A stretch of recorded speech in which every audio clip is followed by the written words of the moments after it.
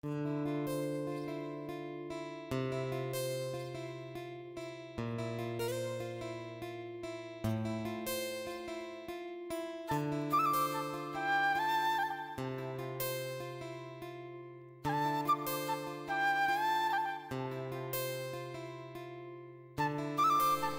বন্ধুরা, good morning. তোমরা সবাই কেমন আছো? আশা করছি সবাই খুব ভালো আছো। যেখান থেকে আমার ভিডিওটা দেখছো তোমরা সকলেই সুস্থ এবং ভালো আছো। আমি সোমা, আমার এই ছোট্ট পরিবারে তোমাদের অনেক স্বাগত আর অনেক ভালোবাসা জানিয়ে আজকের ব্লগটা কিন্তু স্টার্ট করলাম। আজকে এখন সকাল বাজছে হচ্ছে ওই 7টা মতন। আর দেখো, আমি সবার জন্য কিন্তু প্রথমেই চা বানিয়ে নিয়েছিলাম, কারণ সিদ্ধার্থর বাবা কাজে যাবে, তো ওকে তো চা বানিয়ে দিতেই হয়। আর আজকে সাথে সাথে মায়েরও কাজ হয়ে গেছিলো, আর বাবাও ওখানে ময়দা সানছিল ওই বাড়িতে, মানে ওই ঘরে। তো ভাবলাম সবার চাটাই বানিয়ে নিই। তো দেখো, এখানে সবার জন্য আমি চা বানিয়ে নিয়েছিলাম। আর তারপরেই কিন্তু চলে এসেছিলাম আবারও রান্নাঘরে, কারণ গ্যাসটা একদমই মোছা হয়নি, তো গ্যাসটা আমাকে মুছতে হবে। সেই কারণে দেখো, গ্যাসটা এখানে মোছার জন্য চলে এসেছিলাম। আর সকালে যখন চাটা বানিয়েছিলাম তখন কিন্তু ওই হালকা করে একটু গ্যাসটা শুধু মানে একটু মুছে নিয়েছিলাম, মানে ভালো করে মোছা হয়নি, তো সেই কারণে। আর এখানে দেখো, এবার ভালো করে একটু মুছে নেবো। আর কি বলতো, আমাদের মানে দোকানের এত রান্না মানে তেল মশলার রান্না হয়, তো সে কারণে রান্নাঘরটা না প্রচণ্ড তেল চিটে হয়ে যায়। আর আর এই যে আমাদের এখানে যেহেতু মানে এই সাইডগুলোতে শুধু টাইলস লাগানো আছে, আর ওগুলো একটু সার্ফ জল দিলেই হয়তো মোছা যাবে, কিন্তু এই যে দেখতে পাচ্ছ এই নিচে এগুলোতে তো টাইলস নেই, তো এগুলো প্রচণ্ড তেল চিটে হয়ে গেছে। তো ওরই মধ্যেই আমার হাতটাও একটু ওই গ্যাসের ওখানটাতে কেটে গেছিলো। তো আমি তারই মাঝে এইগুলোই মানে মোছা টোছা করে নিচ্ছিলাম। তো দেখো, এই রান্নাঘরটা গ্যাসটা একদম মুছে নেব, তো তারপরে বাকি সব কাজগুলো করব। সিদ্ধার্থ কিন্তু এখনও ঘুমাচ্ছে, আরও ঘুমাতেই কাজগুলো সেরে নেব। আর কালকে একটু ভেবেছিলাম যে রান্নাঘরটা মুছে রাখবো, আগের দিন মুছে রাখলে অতটা মানে ঝামেলা থাকে না, রাত্রে যদি মুছে না হয়। কিন্তু হয়নি, এই শীতের সময় রাত্রে আর জল লাগতে ইচ্ছে করে না বলো, এত ঠান্ডা। তো সেই কারণে আমি ভেবেছিলাম যে মুছে নেবো। কালকে একটু ফুচকা টুচকা বেলা ছিল না, কিছু ছিল না, কিন্তু সিদ্ধার্থ জ্বালাতনও করছিল, তো সেই কারণে আর হলো না। আর বিশেষ করে একটু কুড়েমিও হয়ে গেছিলো, একটু আলসেমি যাকে বলে, তো সেই কারণে আমার সকালেই মুছতে হলো। তো দেখো, এই যে রান্নাঘরটা পুরো মোছা হয়ে গিয়েছে।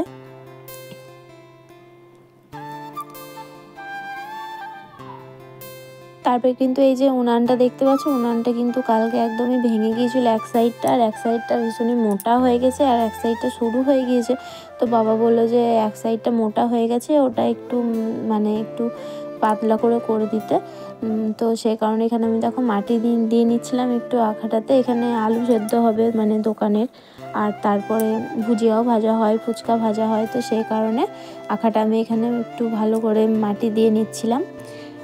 আর তারপরে এখনও কিন্তু আজকে স্নান করার একটা ব্যাপার রয়েছে, তো সেই কারণে একটু তাড়াতাড়ি করছি। সিদ্ধার্থ কিন্তু এই যে আমি আখাটা লতা দিতে এলাম, আর তখনই কিন্তু সিদ্ধার্থ উঠে গেছে, এই উনানটার কাছে এসেছি, আর আমি ওইখান থেকে দেখছি মামা বলে ডাকছে।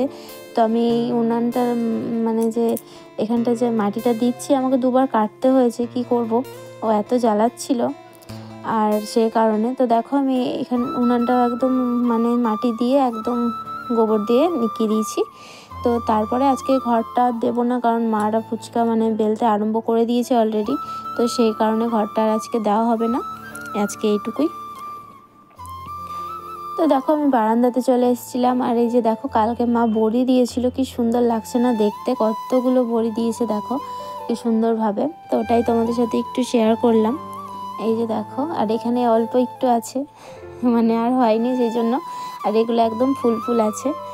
তো আমি ঘরগুলো কিন্তু ঝাড়ু দিয়ে নিয়েছিলাম, আর তারপরে বারান্দাটা একটু ঝাড় দিয়ে নিলাম। আর আজকে মোছামুছি করব না, আজকে শরীরটাও ভালো লাগছে না, আর একটু মুছতেও ইচ্ছা করছে না, কিন্তু ঠাকুর ঘরটা একটু মুছে নেব শুধু। মানে ঠাকুর ঘর বলতে ওই যে ওই পাশের রুমটা দেখতে পাচ্ছ, ওই যে আগেই বলেছি ভাইয়ের রুমটাতে এক সাইডে আমাদের ঠাকুর থাকে, তো সেই কারণে ওই রুমটা একটু শুধু মুছে নেব, আর কাচাকুচি যদি কিছু থাকে তো করে নেব। আর তারপরে স্নান করার একটা ব্যাপার রয়েছে, আজকে মাথাতে একটু স্নান করবো। এই আমি কয়েকদিনই মাথাতে স্নান করা হয়নি, তো সেই কারণে। তো দেখো, এই যে বারান্দাটা আমার ঝাড়ু দেওয়া হয়ে গিয়েছে, আর তারপরে সিদ্ধার্থ উঠে গিয়েছে। সিদ্ধার্থ ওই ঘরে কিন্তু ওকে ফ্রেশ করে দিয়েছি, মাদের কাছে বসে আছে।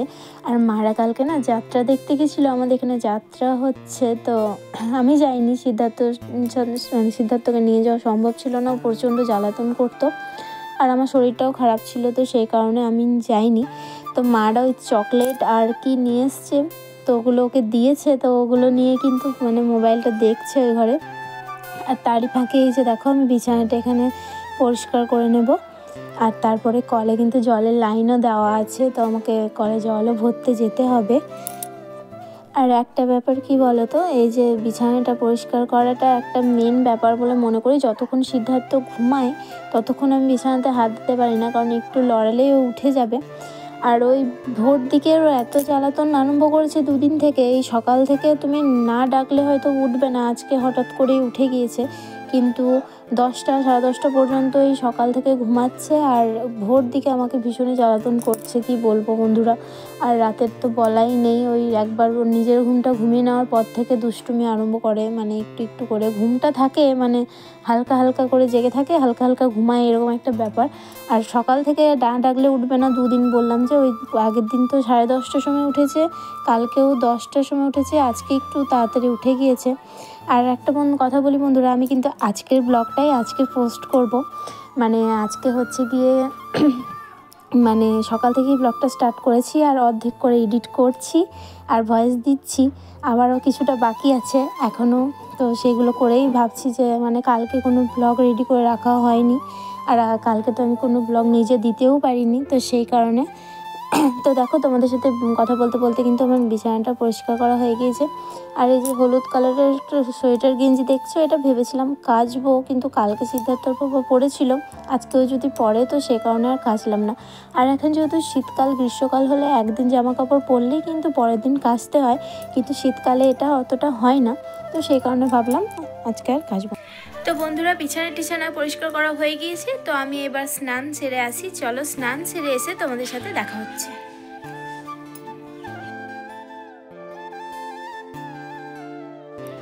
তো বন্ধুরা স্নান সেরে দেখো চলে এসেছি। আর আজকে বলেইছিলাম যে মাথায় একটু স্নান করব, আর গত হয়তো 1 সপ্তাহ হয়েই যাবে যে মাথাতে স্নান করাই হয়নি, আজ করব কাল করব করে, তো সেই কারণে।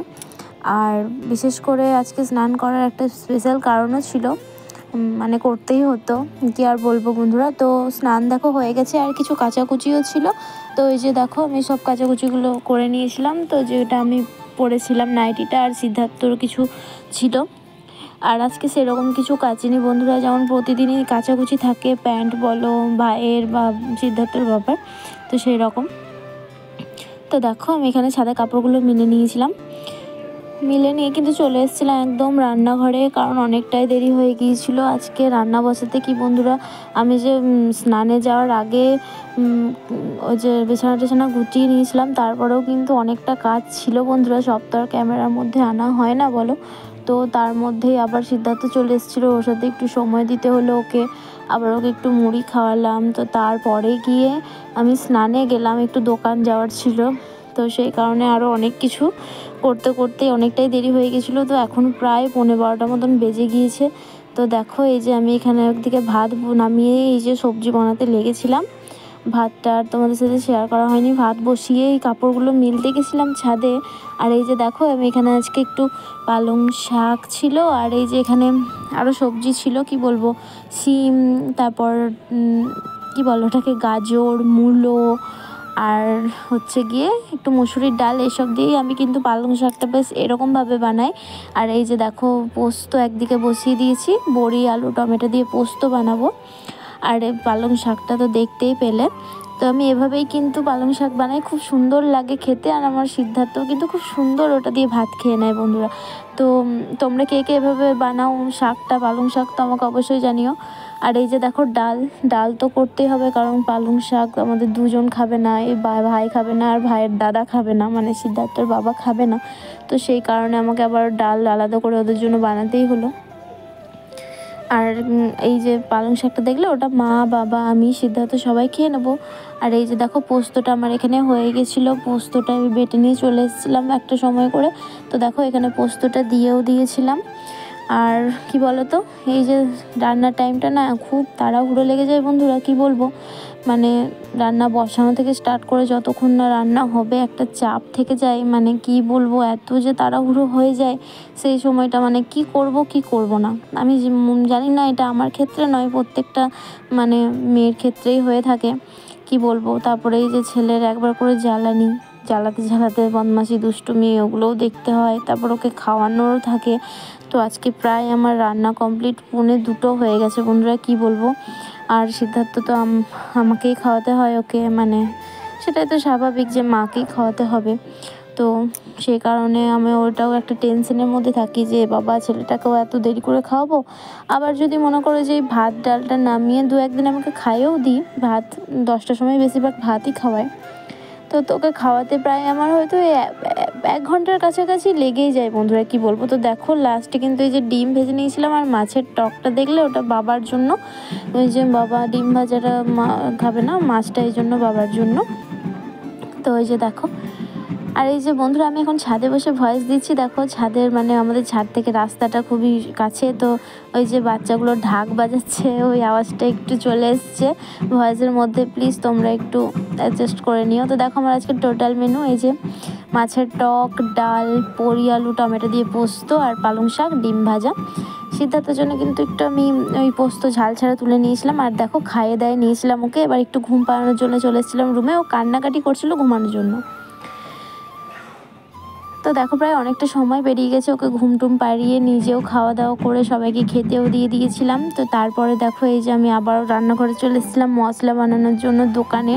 তো দেখো এখানে এই যে চিকেনগুলো ছোটো ছোটো করে কাটা, ওগুলো মশলার মধ্যে দিয়ে দিলাম। এবারে বিকেলের কাজটা সেরে নেব দোকানে। তো তারপরেও আরও অনেক কাজ থাকে বন্ধুরা। তো দেখো একদিকে ঘুগনি বসিয়ে দিয়েছিলাম, কি বলো তো, এই কাজগুলো করে নিলাম, তারপরেও কিন্তু আরও অনেক কাজ থেকেই থাকে মেয়েদের, তো তোমরা জানবেই, রান্নাঘরের কাজ, তারপরে এই বাসন টাসন যেগুলো হবে, তারপরে ঝাড়পালা তো আছেই। তো কিছু তো আর শেয়ার করা হয় না বন্ধুরা, যতটুকু পারলাম শেয়ার করলাম। এই যে দেখো এই দোকানে মশলাগুলো করলাম, এর পেছনেও যে বাসনগুলো গেল ওগুলো আমাকে ধুতে হবে, তারপরে বিকেল হলেই তো ঘরে ঝাঁটপাট দিতেই হয়। তো ওগুলো আছে, ছাদে কাপড়গুলো দেখেছো তোমরা মিলে এসেছি, ওগুলোও তুলবো, তারপরে বিছানাও পরিষ্কার করার আছে, তারপরে তো সন্ধে দেওয়া আছে, তারপর রাত্রের কথা যদি বলি রাত্রে আবার খাওয়া দাওয়া আছে। তো বলো সব তো আর শেয়ার করা যায় না। তো বন্ধুরা এই যে আজকের এই ভিডিওটা এই পর্যন্তই।